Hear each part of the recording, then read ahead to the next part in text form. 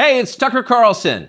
The Biden administration arrested Donald Trump this afternoon. They had him arraigned and fingerprinted in a Miami courthouse like the accused felon he now technically is. These were the first steps in a process that is designed to put Donald Trump behind bars for the rest of his life. Cable news carried every moment of it live. It's unprecedented, they told us, with what looked like shock. But they weren't shocked. They knew this was coming. Everyone who's paid attention knew it was. What just happened was always going to happen. It's been inevitable since February 16th, 2016. That's the day Donald Trump made a blood enemy of the largest and most powerful organization in human history, which would be the federal government. Despite what you may remember, it wasn't anything that Trump had said about immigration or trade with China or rapists from Mexico. Those are the stories that dominated the headlines that year. Trump's a racist, they screamed. Stop him. But inside Washington, that was just noise. None of it really rated. Identity politics doesn't mean much to permanent Washington. What matters, then and now, is foreign policy. The invasions and occupations and proxy wars. The decisions that determine which global populations will thrive and which will die. The policies that come with trillion-dollar price tags. The ones that, over time, have made the counties around D.C. the richest suburbs in the world. In Washington, that's what actually matters. And it's obvious when you look carefully. When there's a debate about anything else, for example, the debt ceiling, both sides take their assigned positions and they start yelling. But when Congress decides to start a war, no matter how foolish or counterproductive or obviously disconnected from America's core interests that war may be, when that happens, the leaders of both parties automatically jump behind it like circus clowns. And then they stay there, sometimes for decades. They defend that war relentlessly against all evidence until somebody finally rings the all-clear bell and they can begin to admit that actually, maybe it wasn't such a great idea. We meant well, but it just didn't work out. The good news is we've learned a lot of important lessons. In the end, they usually do say something like that, but only after emotions have cooled and the damning details have begun to fade from collective memory. It's an apology that's not actually an apology, much less repentance, and it's years too late to matter in any case. But until then, that's all you're getting. Until then, no dissent is allowed. That's the first rule of Washington. But somehow, Trump didn't bother to follow it. He is from out of town, so maybe he didn't know it was a rule, or maybe he just didn't care. Either way, 7.5 years later, we can point to the precise moment that permanent Washington decided to send Donald Trump to prison. Here it is. It's from the Republican candidates debate in Greenville, South Carolina. We should have never been in Iraq. We have destabilized the Middle East. They lied. Okay. They said there were weapons of mass destruction. There were none, and they knew there were none. There were no weapons of mass destruction. All right. We should never have been in Iraq, Trump said. We destabilized the Middle East. Now, by the time Trump said that, a lot of Republican primary voters were starting to reach the same conclusion. How could they not? But it was the next line that doomed Trump to today's arrest. They lied, he said. There were no weapons of mass destruction, and they knew there were none. Now, when he said that, a few in the crowd booed. Most just sat there in silence, stunned. Can he say that? Well, he said it anyway. And by saying that, he sealed his fate. That was the one thing you were not allowed to say, because it implicated too many people on both sides, which on this topic is really just one side. Hillary Clinton was guilty of it, but so was Paul Ryan. All of them were guilty. They all knew, they all lied. And to a person, they hated Donald Trump for exposing them. After that, it was pretty clear that even if he did get elected president, Trump was going to have a very hard time controlling the federal government he was supposed to be in charge of. Most of permanent Washington decided that thwarting Trump was the single most important mission in their lives. Everything depended on it. Many of them said so publicly. But others didn't say so publicly. In fact, the stealthier ones took another path. They ran toward Trump, not away from him. They sucked up to him. They ingratiated themselves to the man they intuitively understood was susceptible to flattery, which Trump is. And they did this in order to subvert his new administration from the inside. There were a number of these, and you could spot them immediately. They were flatterers. Invariably, the ones who flattered Trump the most hated him the most and disagreed the most strongly with his views. You saw them in the hallways of the White House and at press conferences. They were there slobbering over their boss with elaborate self-abasement, as if they were addressing a monarch or a god. It was a scene from the Ottoman court. It was filthy and decadent, and it was false. Mike Pence, Nikki Haley, Mike Pompeo, Lindsey Graham in the Congress. They all called Trump a visionary genius up until the moment he lost power.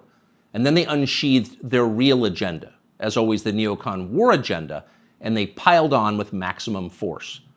Here's Mike Pompeo, for example, on Fox News this morning. President Trump had classified documents where he shouldn't have had them, and then when given the opportunity to return them, he chose not to do that for whatever reason. When somebody identifies that, you got to turn them in. And so that's inconsistent with protecting America's soldiers, sailors, airmen, and Marines. And if the allegations are true, some of these were pretty serious, important documents. And so that's wrong. May future historians hoping to unlock the mysteries of late Empire Washington study that clip, because it will reveal everything. That very same Mike Pompeo, the one who's sneering at Donald Trump on TV this morning, that guy served Donald Trump as both CIA director and as Secretary of State. Those are the two most powerful jobs in the federal government. And as he worked in those jobs, Pompeo promised, in fact, he swore, to support the president's agenda. Why? Because that's the way a democracy works. You vote for a candidate in the belief that his appointees will carry out the policies that you voted for. It's not about the president, it's about you, the voter. But Pompeo didn't do that. He didn't even try to do that.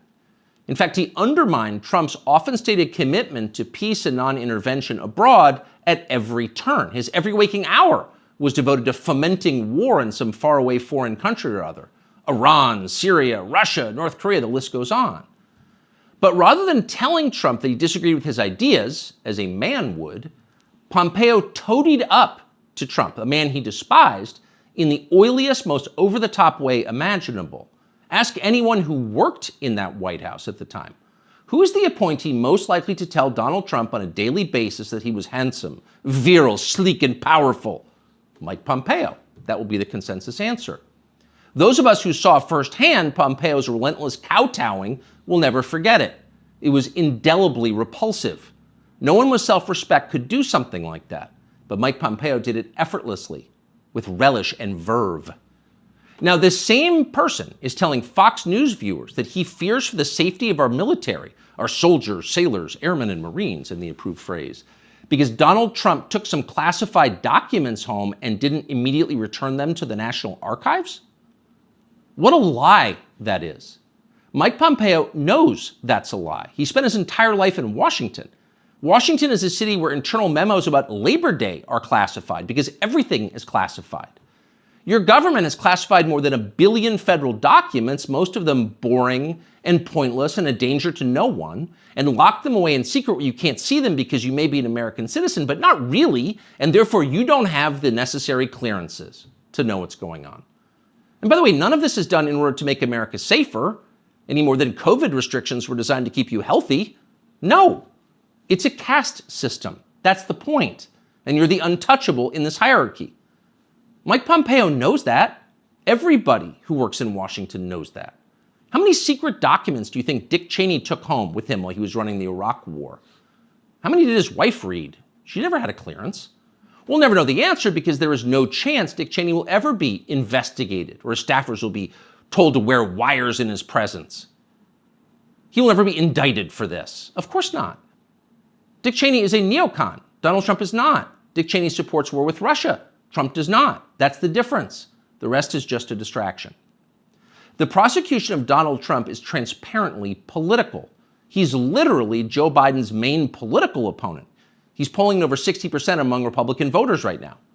So Joe Biden is doing what no president has ever dared to do. He's using law enforcement to lock up his chief rival. That's happening right now.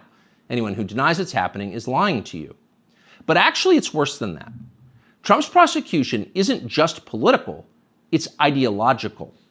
Nobody with Trump's views is allowed to have power in this country.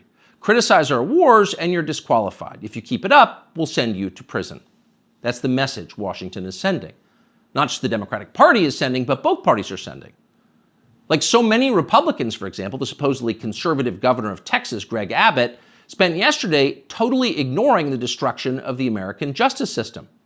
Instead, he signed a highly important bill called the Crown Act which according to the celebratory tweet Abbott sent commemorating it, will, quote, prohibit discrimination based on textures and hairstyles historically associated with race. In other words, in Texas, cornrows are now protected by law. Having unapproved views about Ukraine is not. That's fine with most elected Republicans. They find Trump tiresome and embarrassing. Their donors hate him. They will not be sad if he dies in jail. But what about voters? What are they learning from this spectacle? Well, mostly they're learning that they have no power at all because nobody cares about them. But they already knew that. Unlike so many of our elected leaders, they have been to America recently. They know what it looks like. Have you seen it? If you've got a few days this summer, find out. Take a road trip and see for yourself. Drive 500 miles in any direction and then come home. How are things looking? Well, they should look great. The federal government spent $6.5 trillion last year. That's more than any government has ever spent, ever. So at the very least, you would expect pristine public roads. Oh no, that's not what you see when you drive around this country. There are potholes and Jersey barriers everywhere. Looks like Tegucigalpa before the Chinese decided to rebuild the infrastructure of Honduras. We don't have China buying our roads. So they're falling apart. You'd think the people you would pass on your road trip would look happy and prosperous. Again, this is a very rich country. But a lot of them don't. Quite a few appear to be strung out on drugs. You see them shuffling by shuttered storefronts in small towns. And you wonder, as you see all of this, where did all the money go? It's certainly not here. Well, it's in Washington. It's in Fairfax and Loudoun counties, and in leafy, perfectly manicured Northwest D.C. And of course, a huge chunk of it went to Ukraine, to Zelensky and his friends. Not because you voted for that. You didn't vote to give it to them. You never would. But because Joe Biden and his many allies, from Chuck Schumer to Mitch McConnell to Paul Ryan, and every single news anchor on all of television, all of them believe that Ukraine, its borders, its future, its infrastructure are all more important than the town that you live in. They sincerely think that, and it's obvious. Everyone in power thinks that, except for Donald Trump. Whatever else you say about him, Trump is the one guy with an actual shot at becoming president who dissents from Washington's long-standing pointless war agenda. And for that one fact, they're trying to take Trump out before you can vote for him. And that should upset you more than anything that's happened in American politics in your lifetime. Even if you don't plan to vote for Donald Trump, even if you would die before voting for Donald Trump, which is your right, and a lot of good people feel that way, even still, the destruction of our democracy, which is the right of voters to support any candidate they want, even candidates who don't want war with Russia, the destruction of that should keep you up at night. Yes, Donald Trump is a flawed man, but his sins are minor compared to those of his persecutors. In this life, we don't get to choose our martyrs. We can only choose our principles, and America's are at stake. You often hear people say the news is full of lies. In Kennedy's motorcade, 239 people. The death of Jeffrey Epstein.